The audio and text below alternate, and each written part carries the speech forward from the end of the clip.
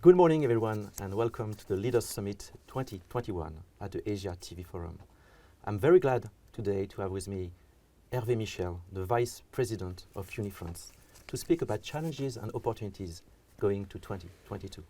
Welcome, Hervé. Thank you for being here with us today. Thank you, Guillaume. Nice to be here with you, and hello to our Asian friends. Yes. I will go straight into questions with a global question about Unifrance. Past summer, Unifrance and TV France International have merged. What does it mean for the market, for your partners, and for your projects to date?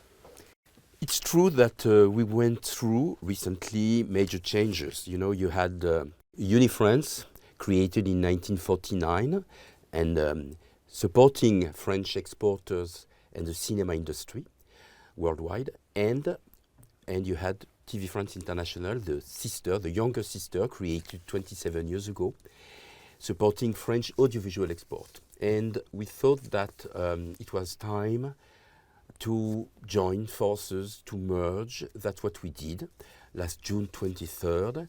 And from now on, we are one and only association trying to give the best for French products, for French programs, cinema, audiovisual, worldwide. So it was really a major move, and but now we are set, and we're ready to tackle to the international market.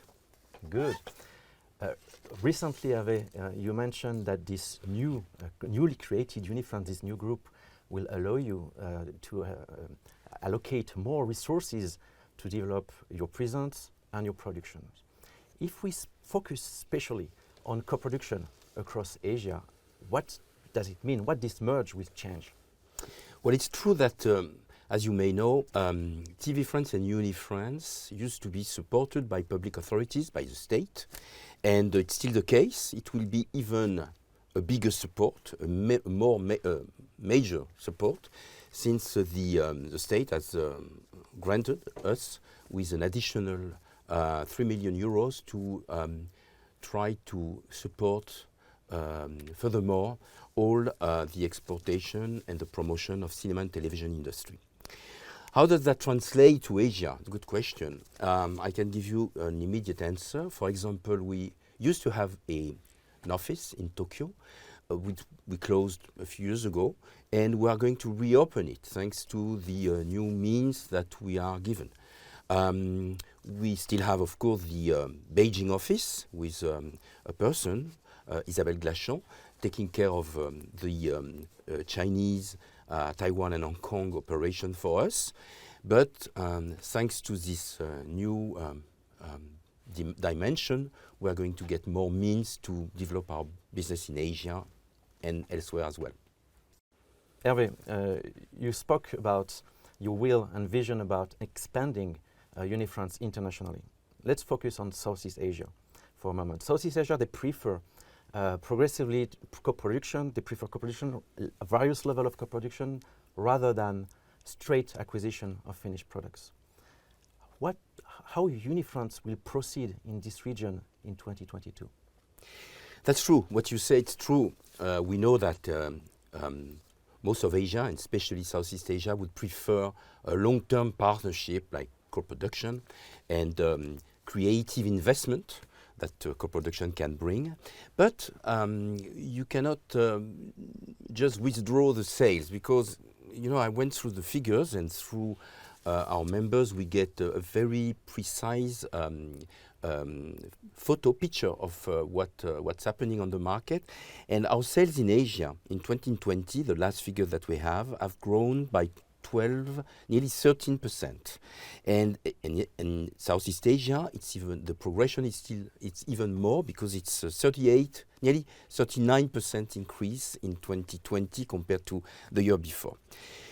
When you see the attraction of ATF, Asia Television Forum, when we are present on a normal year, we hope it will come back soon. Our booth on the floor is one of the most important, and especially compared to the other European nations. And ATF is mainly for us, was mainly for us a market for sales.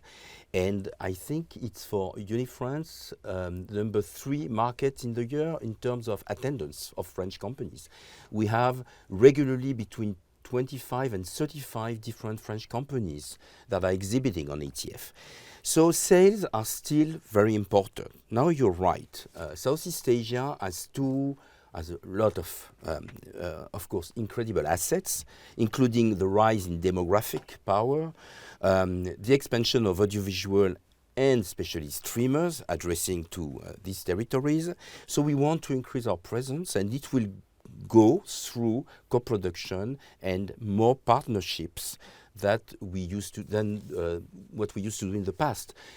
I can give you another example.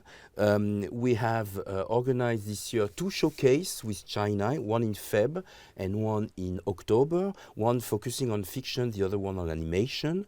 We are developing our partnership with the French Embassy in Singapore through a festival called Voila, which is happening right now. We are doing the same with South Korea, with another festival called FEDE, I think, through the French Embassy as well in South Korea.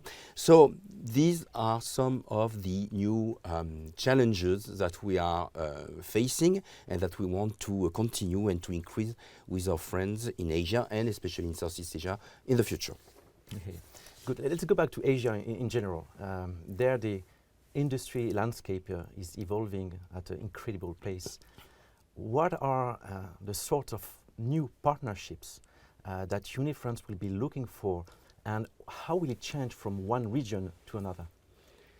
Well, you're right. I mean, Asia is an incredibly fascinating continent in terms of dynamism, especially in terms of variety of culture, languages, situation, opportunities. So we are really, really looking carefully about any opportunities we can build up with some territories, Vietnam, China, India, Philippines, whatever.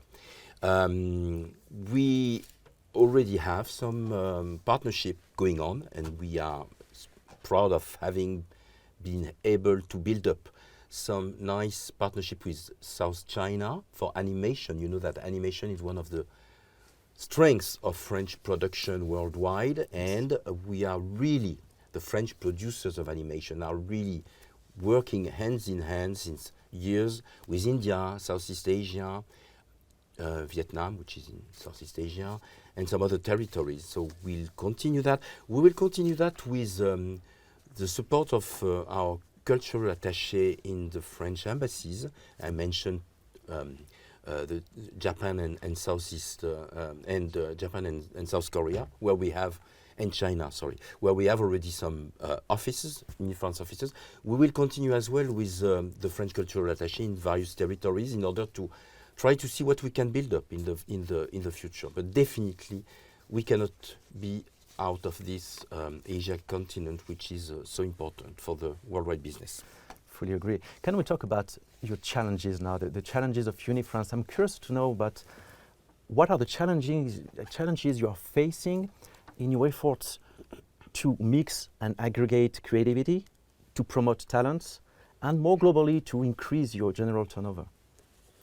Well, we believe that the new organization that we've just been putting in the air, in force last June, yes, will help us to really go more united, go more determined on the markets.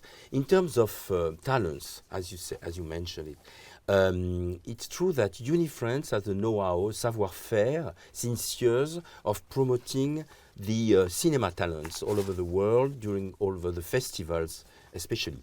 Now with the new drama fiction series, television and streamers fiction series being more and more important all over the world, we want to include this savoir-faire to television promotion. And we are really going to be more dynamic, more stronger on this in the presence in the festivals all around the world, especially in Asia, in order to increase the soft power of French production and the promotion of the French drama fiction. But drama fiction as well as animation and documentaries, of course. I don't want to exclude the other genres. But this is a savoir-faire that we didn't have at TV France International and that we will have now with Unifrance reunited. Synergy, good. Synergy, exactly. Asia as a continent has very eclectic characteristic. According to you, what do you think is its greatest potential and its most significant adversities? Well, as you say, as Asia is a patchwork of incredible great countries and cultures, and they offer a large variety of opportunity. That's what we believe. I would say that the pluses, the strengths, would be obviously the dynamism of the region, of the whole continent. It's incredible compared to the old Europe, which I love, but which is so different. What this dynamism can bring to all the talents and the professional in France.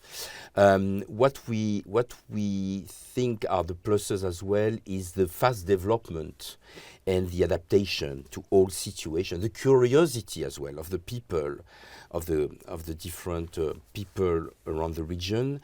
Another plus is the fast rising demographics that can bring so many new opportunities to all of us. The adversities might be sometimes the political situation which we have to face and which we have to play with, which is not very, very easy for us sometimes. The variety and the difference of culture, languages, is sometimes a drawback in negotiating, in communicating. But at the same time, I would say it's all these drawbacks, all these difficulties are very stimulating at the end of the day. Fully agree. Last question, Hervé, and you will see it's a very consulting question. When you're looking at Asia, what gets you out of bed every morning?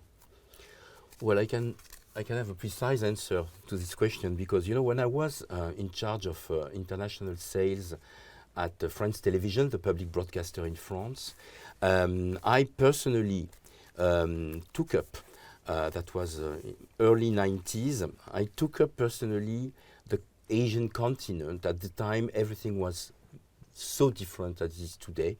We were very far away from each other.